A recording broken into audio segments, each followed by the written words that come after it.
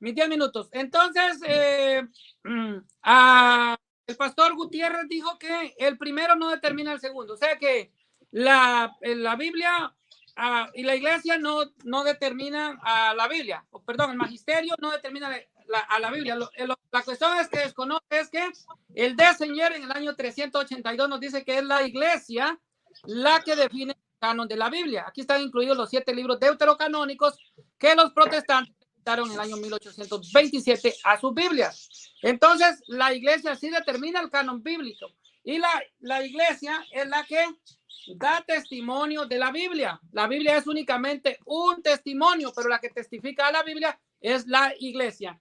Bueno, él dice que el magisterio y la iglesia no son infalibles, solo la Biblia. Pero entonces, ¿cómo cree que la Biblia es palabra de Dios? Si la Biblia es palabra de Dios, una verdad de fe. Y una verdad de fe únicamente lo decide la iglesia, o sea, lo define la iglesia en un dogma. Bueno, voy a agarrar un documento del señor, déjenme mirar, Philip Schaff, que en su documento Historia de la Iglesia Cristiana, volumen 3, Nicenses on Post-Nicenses Christianity, nos dice lo siguiente, y este refuta por completo a Eduardo Gutiérrez. Nos dice entonces el señor Philip, dice, esto es una réplica directa a Eduardo Gutiérrez. La escritura no se puede limitar a la palabra de Dios, porque no todos los apóstoles escribieron. Además, creemos que la palabra de Dios fue encarnada. Juan capítulo 1, versículo 14. O sea, la palabra de Dios es el mismo Jesucristo y no entintada. Por eso es un error limitar la palabra de Dios a la escritura. Lo que los apóstoles predicaron, y no solamente lo escrito, también es palabra de Dios, porque eso dice Romanos 10, 17. La fe viene por el oír. Qué raro que no diga que no venga por el leer. Hay que refutar a Pablo entonces. Y otro error es pensar que la frase palabra de Dios se aplica únicamente a las escrituras. La escritura se refiere a sí misma como palabra de Dios, pero muchas otras cosas también se llaman la palabra de Dios. Por ejemplo, vemos que Jesús se llama palabra de Dios en Juan 1:14. La Biblia habla de las bendiciones soberanas de Dios que él habla sobre su pueblo como su palabra en Isaías 55, 10 y 11. Y la Biblia llama la proclamación oral del evangelio, la palabra de Dios, como en 1 Tesalonicenses 2:13, donde Pablo dice, y por esta razón también nosotros damos gracias a Dios incesantemente por haber recibido la palabra de Dios después de oír a nosotros, sea pues la tradición oral. Ustedes no han recibido una palabra humana, sino como realmente es la palabra de Dios. Entonces recuerda, cuando ve esta noche o escucha esta noche la frase palabra de Dios, no siempre significa la Biblia. Debemos tener cuidado en buscar el significado de este versículo.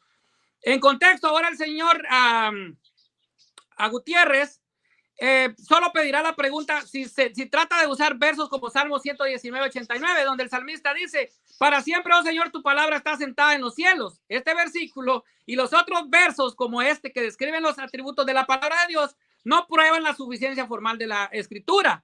Todo lo que prueban es que hay un cierto atributo que tiene la palabra de Dios. Y nuevamente, tenemos que saber si es la palabra de Dios escrita o la palabra de Dios oral, la tradición, o la palabra de Dios en carne. La Biblia no usa varias maneras. Por ejemplo, Jesús nos condena todas las tradiciones cuando Jesús le dijo a los fariseos, dejen el mandamiento de Dios y retengan la tradición de los hombres, que Gutiérrez tocó.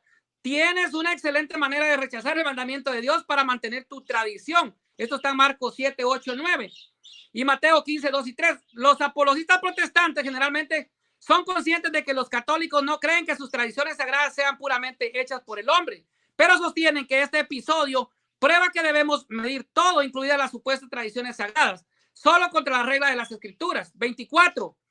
Antes de criticar esos argumentos, sin embargo, será útil explicar el contexto de la condena de Jesús en esta tradición particular de los escribas y fariseos. Y en este pasaje, los fariseos critican a Jesús por sus discípulos, no según la tradición judía de lavarse las manos antes de comer. Esto se hizo en aras de la pureza ritual, no solo con fines sanitarios. Jesús en respuesta señaló una tradición de los fariseos que contradecía la palabra de Dios. Y él le dijo, ¿por qué Moisés dijo, honra a tu padre y a tu madre? Y el que habla mal del padre o la madre, que ciertamente muera. Pero ustedes dicen, si un hombre le dice a su padre o a su madre, lo que hubiera ganado de mí es corbán, es decir, dado a Dios, entonces ya no permites hacer nada por su padre o su madre. así haciendo nula la palabra de Dios a través de tu tradición que transmite. Eso lo dice Marcos 7:10.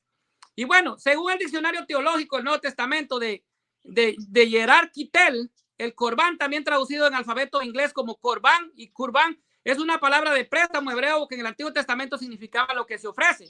Entonces aquí es donde también Eduardo Gutiérrez confunde las tradiciones apostólicas con la tradición, las tradiciones eclesiales. Y vamos a ver lo que le dice el Papa Benedicto XVI a esta definición para que lo entienda un poquito más. Tradición apostólica y tradición eclesial, definición, perspectiva teológica del Papa Benedicto XVI. La tradición apostólica es la parte de la revelación no contenida en la Biblia, en sentido teológico. La tradición de la iglesia como tal es una combinación de elementos inmutables e incambiables, algunos cambiables y otros no. Los inmutables son el dogma y la moral, no cambian. Y los mutables que se adaptan a los tiempos y circunstancias son como por ejemplo la liturgia, la disciplina y la acción pastoral. Pero bueno, vamos a seguir entonces con lo que nos dice el señor Philip. Lo que venía hablando era la ofrenda que daban a Dios, ¿verdad? Entonces, la palabra más tarde se refería a las ofrendas hechas en forma de donaciones al templo. La caja del tesoro en el templo se llamaba corbanas. Y la disputa con Jesús involucra la práctica de hombres que prometen entregar sus bienes al templo. Y bueno, los católicos estamos de acuerdo en que no debemos seguir ninguna tradición que contradiga las escrituras. Este pasaje Jesús dijo que los fariseos anulaban la palabra escrita de Dios a través de su aplicación de la tradición corbán. Pero Jesús no enseñó que las escrituras deben de corroborar la tradición. Solo enseñó que la tradición no podía contradecir las escrituras. Tampoco Jesús enseñó que la escritura siempre tiene una autoridad más alta que la tradición. Solo porque las tradiciones que afirman falsamente ser de origen divino están expuestas con la escritura. La iglesia primitiva se basó en la tradición apostólica para distinguir los evangelios que tienen un origen divino de aquellos como el evangelio de Tomás, que no. Pero esto no demostraría que la escritura tiene menos autoridad que la tradición solo porque la escritura es juzgada por la tradición. Si hay documentos que no se incluyeron en la Biblia, como dice Gutiérrez, eso justamente señala que había una autoridad externa a la escritura para definir oficialmente cuáles son los libros sagrados. Él mencionaba la didaje. ¿Por qué no se incluyó? Entonces, aquí te das un pacatazo, Gutiérrez, porque hay una autoridad exterior que determina qué libros iban incluidos en el canon bíblico. Y bueno, y por eso no solo nos basamos en la autoridad de la escritura, sino también en la autoridad de la iglesia. ¿Cómo lo cree la iglesia católica? Los primeros cristianos no rechazaban la tradición oral. Por ejemplo, tenemos a San Juan Crisóstomo, citando a San Juan Crisóstomo. Por lo tanto, los hermanos permanezcan firmes y mantengan las tradiciones que han recibido nosotros por palabra o por carta. De esto está claro que no dejaron todo lo escrito, sino que hay mucho también que no está escrito como lo que fue escrito. Lo que no quedó escrito es también digno de creerse. Así miremos la tradición de la iglesia también como digna de creencia. Es una tradición, no busquemos más. Homilía sobre la segunda epístola a los tesalonicenses. Y esto es lo que dice entonces a San Pablo en segunda Tesalonicenses 3:14. Y la tradición es un mandato. Dice, si alguno no obedece a este mandato nuestro que por epístola os damos, a ese señaladle y no os juntéis con él para que se avergüence. Romanos capítulo 16, versículo 17 dice, estéis atentos a las que producen divisiones y escándalos al margen de la doctrina que habéis aprendido y que de ellos apartados de ellos, dice. Pablo no escribió al margen de la gran verdad, aunque doctrina no infalible, como dice entonces Gutiérrez. No habéis aprendido, dice. Entonces no está diciendo que la tradición sea pues no falible, dice que es infalible. ¿Está el tiempo o me falta? Ok, me falta un minuto. Ok. Ahora bien, la infalibilidad de los concilios era aceptada por los cristianos, no solo de la escritura. Por eso el erudito protestante Philip Schaff, que le estoy diciendo, dice la autoridad de los concilios ecuménicos para decidir todos los puntos de controversia era suprema y definitiva. Sus primeras decisiones doctrinales estaban investidas de infalibilidad.